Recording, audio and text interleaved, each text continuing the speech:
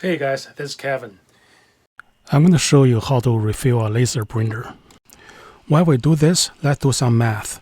So if we get a cartridge from Xerox, we can get a high capacity cartridge for it's about $75 for 100 grams.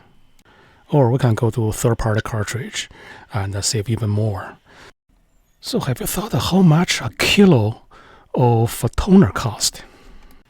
One jar of toner is $29. So Kevin, do you mean I can just spend $29, get a kilo of toner, refill my cartridge instead of buying new, and save myself $824? Not exactly. It turns out every Xerox toner has this computer chip. It counts how many pages you printed. Once the chip reaches the maximum number, it won't allow you to print. Even if you have the toner in the cartridge, it won't allow you to print. It doesn't trust you. Xerox really needs some Dr. Phil. That trust comes from knowing you can handle what they do, not in being able to predict what they're going to do. We're going to make this printer work without chips. The printer will display 100% toner level even without chips. So as long as we have a toner powder inside the cartridge, it will be happily printing no matter how many pages we printed. And this is called a chipless conversion. It only needs to be done once, and then you enjoy it for the rest of your life. To get started, we need a Windows PC computer. If you have a Mac or like you have iPhone, iPad, go borrow from a friend. Okay, get a friend who has a Windows. And of course, we need a internet connection. Also, we need a USB cable. I know you can connect wirelessly, but for this one, you will need to connect with a USB cable. And also, we need the printer driver installed on your PC. So if you don't have a driver for this printer, go to the Xerox website and search for support, and you can download the driver there, install it. One thing I want to mention is after this is done, you can switch back to your Mac or whatever, Android, whatever, Windows Chrome, whatever you have. Just for these few minutes, you will need a Windows PC. Plug in USB cord into your Windows PC. Now we go to inkchip.net. It's .net, not .com. And we go to laser. First thing we want to check is if our printer is supported. So we scroll down to Xerox B10. And when you see there, they support two versions of firmware. How do you know which firmware you have? So on your PC, just go to a software called Xerox Easy Printer Manager. You can just type the search, say Xerox. You have it because you installed the driver, of course. Yeah, if you don't have the driver, you won't be able to install it. For the user that doesn't know how to download the driver, let me do a public service here. Search Xerox B210 driver download, hit return, and make sure you click the one under the Xerox.com. If you see, let me find a kind of spam website. Say driver-download.com.spam. Okay, that's full of virus. Harddrives.com full of virus. Okay, don't do that. Okay, under support.xerox.com. Okay, xerox.com. Okay, not support.xerox.com. Support.xerox.com. Click on it. So the first one should come with driver and utility. Say agree, download. And when it's finished, and click open and install it. Once you install the driver and utility, you should be able to see the Xerox Easy Printer Manager. So once you get here, you go to Advanced Settings, Device Settings, and when you click Device Setting, you want to go here, say Print Information, and you want to go print a configuration file, and click Print. Let's take a look of the printed configuration page. You will see the software version here. Make sure you compare each digit. So get A0.000.558 the 000. So this is the one that we want. So we click buy next to the version, and there are a couple of things you need to check. The printer has to be on, and the computer has to be hooked up with a printer with a USB cord. The computer has to be able to access the internet, and your printer driver has to be installed. After checking those, you can click download software. And before you go on, the software going to remind you again. So those 4 things you have to be met before you click next. When you click next, it will tell you that you can click buy. If you click buy, it brings you to a page. However, if the page doesn't automatically pop up, you can just click copy. That's going to put the URL into your clipboard. So you can just paste on any web page. And in this page, it will ask you for your email. And you can go ahead and purchase it. You can see for this model it's $20 for me. The reason that you need to check those 4 things is actually this web page is going to read your printer's information when you connect to it. So the first time I didn't connect to my printer, so I order it, and their key doesn't work because my printer's information didn't get uploaded here. So make sure you double check those 4 things before you proceed to purchase.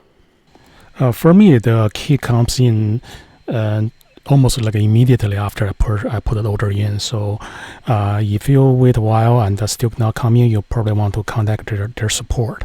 So the second one, actually the key coming before the order. So you should see a link there. Just click and it's going to download another file. It is a zip file, so you have to unzip it.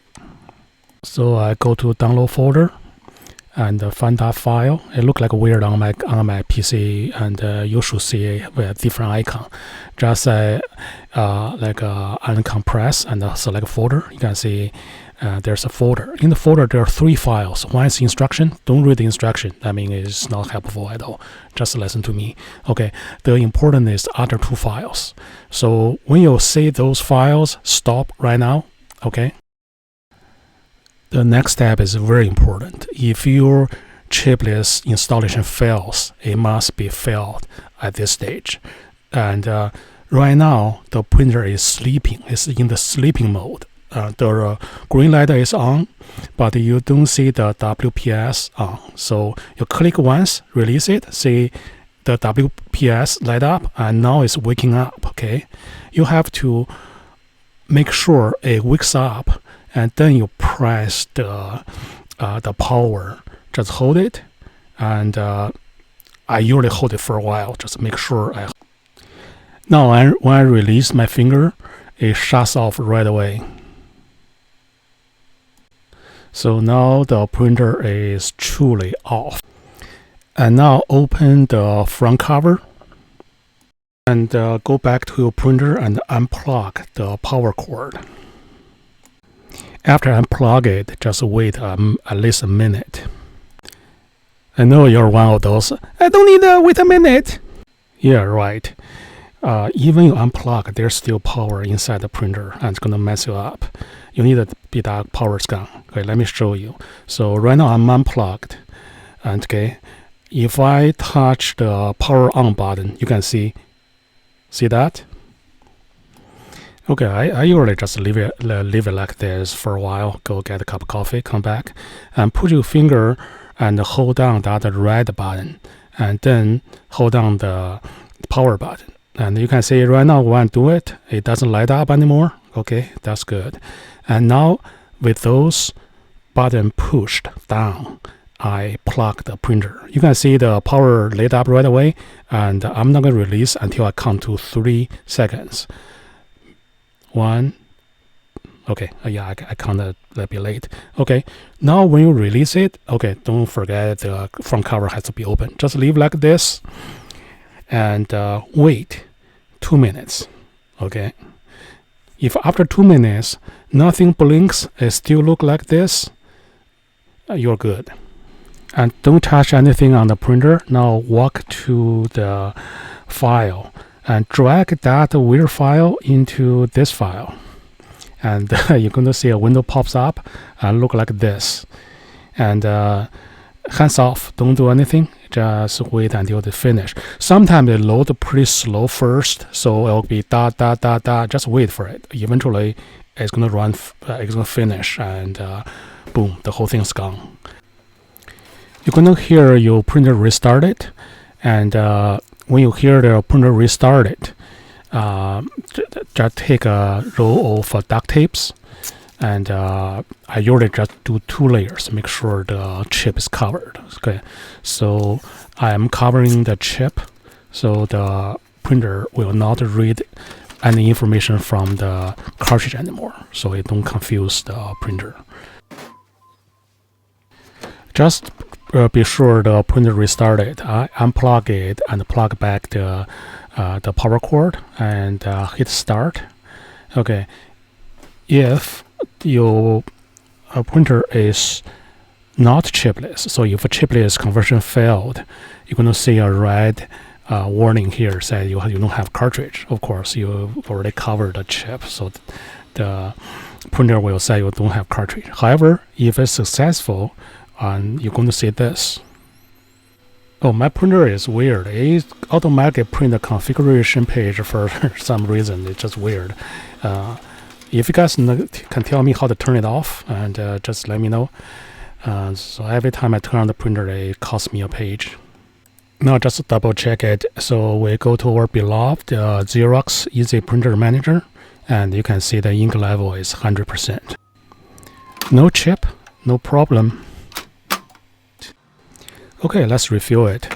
There are 2 sides of each cartridge, so we're gonna work on the right side. So with the chip on the right side, just flip the cartridge over like this, and this cover is heat sealed by those 2 tabs. You can either have a flathead screwdriver or just have a utility knife cut off those heat sealed tabs. It's pretty easy. Just do it a couple times, it's going to come off. The second tab is a little bit deeper, so I got a really small screwdriver. Now turn the cartridge this way and start working on this ridge. And just pry it open, and the whole thing is going to pop out. And take a mental picture of the yellow washer and the smaller brass washer. Those 2 washers going to fall off if you put a cartridge somehow, put it upside down.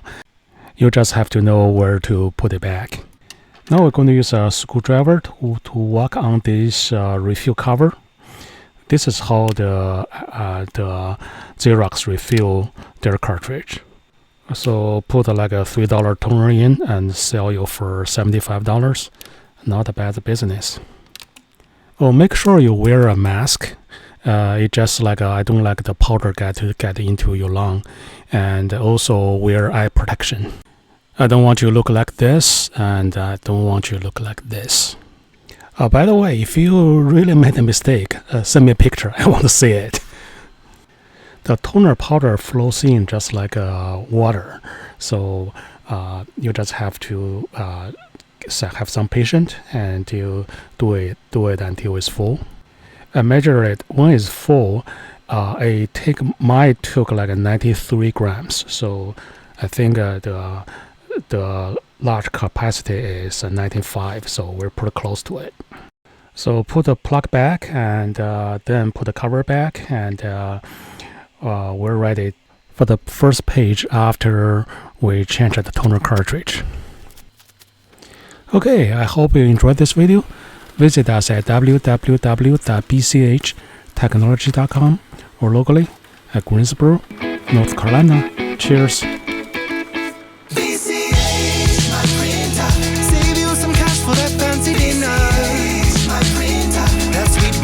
Technology.